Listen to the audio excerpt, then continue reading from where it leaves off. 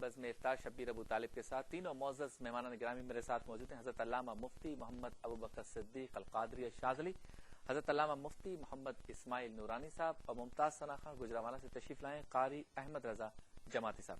مفتی صاحب کچھ سوالات آپ کے پاس ہیں کچھ اگر ان کو؟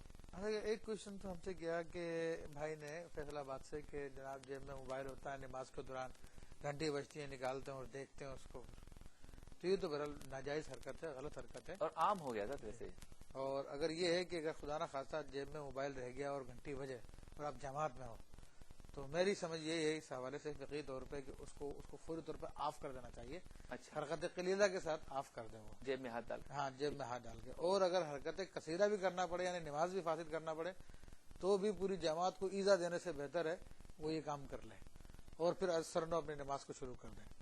اس کے اندر مطلب کہ چھوڑے نہ اس کو کہ بج رہی ہے جناب مسلسل بجے جا رہی ہے. اور بدقسمتی آج کل تو حضرت فتح کلامی کی معذرت یہ ہے کہ صرف ٹون نہیں ہوتی، گانے بھی ہوتے ہیں اور بھی چیزیں ہوتی ہیں. معاذ اللہ. تو بہرحال دوسرا ان کا کوشچن یہ تھا کہ منہ میں بار بار پانی آتا ہے تو کیا اسے تھوک دیں کیا کریں؟ تو اگر پانی آتا ہے منہ میں تو اس کو پی لیں، لیکن ایسا کرنا مکروہ ہے کہ خوب منہ میں تھوک جمع کیا اس کے بعد پھر اس کو پیے. ایسا کرنا مکروہ ہے. جمع کیے بغیر جیسا آتا جاتا الگ سے اتارتے جائیں اور ایسا کریں گے تو مناسب رہے گا. اور اگر تھوک دیں گے مسلسل تو تھوڑی دیر بعد اتنی کمزوری آ جائے گی کہ بس برداشت سے باہر ہو جائے گا. پھر ایک کوشچن ہم سے کیا گیا کہ عورتوں کی تراویح کے حوالے سے مسجد میں آنا، تو وہ کہہ رہے تھے کہ شاید عورتوں کو جماعت منع. عورتوں کو جماعت منع نہیں ہے، اصل مذہب میں تو جائز ہے عورتوں کی جماعت. عورتیں یعنی جماعت میں شامل ہو سکتی جبکہ مرد امام ہوں، لیکن فتنے کی وجہ سے عورتوں کو منع کیا گیا. اور فی زمانہ ہم نے دیکھا کہ بعض جگہوں پر تراویحیں شروع ہو گئی اور جید علماء جو ہے ان تراویح کو کروا رہے ہیں. تو باقاعدہ پردے کا اہتمام بھی ہے اور مناسب انتظام ہے، مرد و عورتوں کا اختلاط بھی نہیں ہے، ان کے آنے جانے کے راستے بھی الگ ہیں. تو اگر ان تمام باتوں کی پابندی کی جا رہی ہے تو اس میں تو پھر خواتین اگر آگے تراویح پڑھ لیتی ہیں تو پھر جائز ہے ان کا پڑھنا.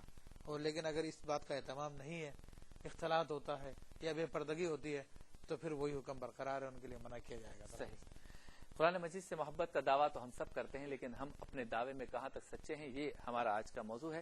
مفتی صاحب کی طرف چلیں گے. مفتی صاحب یہ بتائیں کہ بعض ایسے لوگ ہیں جو قرآن پاک کو مانتے ہی نہیں، یعنی وہ مسلمان ہی نہیں، لیکن اس کے باوجود بھی وہ یہ کہتے ہیں اور دعویٰ کرتے ہیں کہ ہم نے جو کچھ ترقی حاصل کی وہ قرآن پاک سے ہم نے نکالی. اچھا، دوسری طرف وہ لوگ ہیں یعنی مسلمان ہیں کہ جو قرآن پاک سے محبت بھی رکھتے ہیں، ایمان بھی رکھتے ہیں، یقین بھی رکھتے ہیں، لیکن شاید عملی اعتبار سے اتنے پختہ نہیں ہیں. تو جو پہلے لوگ ہیں جنہوں نے اس پر ایمان نہیں رکھتے لیکن انہوں نے اس سے بہت کچھ سیکھا ہے، ان کے بارے میں کیا حکم آئے گا؟ انہوں نے صرف محض ایک کتاب کی طرح پڑھا، اور اگر کتاب کی طرح پڑھا بھی تو اب تک وہ ایمان نہ لا سکے، اس میں کیا کمی کوتاہی آپ دیکھتے ہیں؟ دیکھیں اتنا کچھ جاننے کے باوجود جی قرآن مجید اللہ تبارک و تعالیٰ نے نازل فرمایا ہے تو اس پر سب سے پہلا تعلق تو ہے ایمان کا تعلق. پہلی یعنی بنیادی شرط یہ ہے کہ بندہ اس پر ایمان رکھے، اور پھر دوسرے نمبر پر اس سے تعلق ہے وہ استفادہ کرنے کا، اس سے ہدایت حاصل کرنے کا.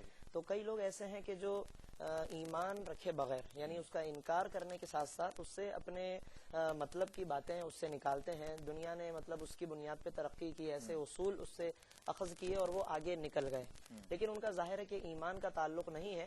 تو ان کی یہ ساری ترقیاں صرف دنیا ہی تک محدود ہیں، اس کے منافع، اس کے ثمرات، اس کے فوائد اس دنیا کے اندر ہی اندر ہیں، اور یہاں آنکھ بند ہونے کے بعد پھر آگے کچھ بھی نہیں ہے. صحیح. ہاں البتہ جس کا پہلا تعلق ایمان کے اعتبار سے مضبوطی کے ساتھ قائم ہے، اگر جو اس کے عمل میں کمزوری ہے تو اس کو یہ ایمان تو بہرحال نفع دے گا. دنیا میں بھی انشاءاللہ اس کی برکتیں ظاہر ہو سکتی ہیں کہ کبھی نہ کبھی اس کو ہدایت مل سکتی ہے، وہ عمل کرنے والا بن سکتا ہے، کوشش بھی ہونی چاہیے. اور ورنہ آخرت میں بہرحال اس ایمان کا یہ فائدہ ضرور ہے کہ وہ منکرین میں شمار نہیں کیا جائے گا. تو یہ ایک بنیادی ہمیں مطلب فرق ملحوظ رکھنا چاہیے. اعتبار سے وہ یہ ضد نہیں ہے کہ وہ قرآن کے سارے علوم کو بھی مان رہے ہیں، یہ بھی تسلیم کر رہے ہیں کہ قرآن آنے والی چیزوں کے بارے میں پہلے سے بتا رہا ہے، ساری ترقی کی پہلے سے خبر دے رہا ہے، لیکن مان نہیں رہے. یہ ضد نہیں ہے. یا ظاہر ہے کہ اصل میں جب عقل پہ پردہ پڑ جاتا ہے تو کچھ اسی طرح کے اعمال و افعال یا حرکات کا صدور آدمی سے ہوتا ہے کہ ایک طرف وہ ایک چیز کو مان بھی رہا ہوتا ہے عملی طور پہ، اور قولی طور پہ اس کا انکار بھی کر رہا ہوتا ہے، پھر وہ ایک عجیب و غریب اس سے باتیں صادر ہوتی ہیں. صحیح. مفتی صاحب آخر میں کیا کہیں گے؟ یہ جو قرآن پاک سے محبت کی ہم بات کرتے ہیں یا ہم دعویٰ کرتے ہیں، اپنے دعوے میں ہم سچا کب ہو سکتے ہیں، پکا کب ہو سکتے ہیں؟ ہم کب یہ دعویٰ کہہ سکتے ہیں، اعلانیہ طور پر کر سکتے ہیں کہ ہاں میں جو بات کر رہا ہوں میں اس پر قائم ہوں؟ دیکھیں اس کی سچائی کی دلیل یہی ہے کہ وہ قرآن مجید فرقان حمید پہ عمل کرے. جیسا اس میں حکم دیا گیا بعینی اس کے مطابق عمل کرے، اور اس کی پہچان یہ ہے کہ وہ رسول اللہ صلی اللہ علیہ وسلم کی سنت پہ عامل ہو، کیونکہ سرکار دو عالم صلی اللہ تعالی وسلم نے اپنی ظاہری حیات طیبہ میں جو بھی طرز عمل اختیار کیا وہ عین قرآن کے مطابق تھا۔ تو اب اگر ہم دیکھیں کسی شخص کو وہ اپنے آپ کو سنت نبوی صلی اللہ تعالی علیہ وسلم کو فالو کرنے کی کوشش کرتا ہے، اس پہ عمل کرنے کی کوشش کرتا ہے، تو اس کے بارے ہم کہہ سکتے ہیں کہ قرآن سے محبت کرتا ہے اور قرآن پہ عمل کرنے کی کوشش کرتا ہے۔ اگر صرف باتیں ہوں تو پھر ٹھیک۔ اچھا مفتی صاحب، ایک سوال یہ بھی آتا ہے کہ قرآن کی ایک آیت ہے، اس کا ترجمہ تفسیر، اس سے مطلب کو نکالنا، اس سے فکر کو نکالنا، اس سے نظریے کو نکالنا، اس میں بھی نقطہ نظر کا اختلاف ہوتا ہے، اس بارے میں کیا کہتے ہیں؟ آخر میں اگر چند سیکنڈ میں بتا دیں۔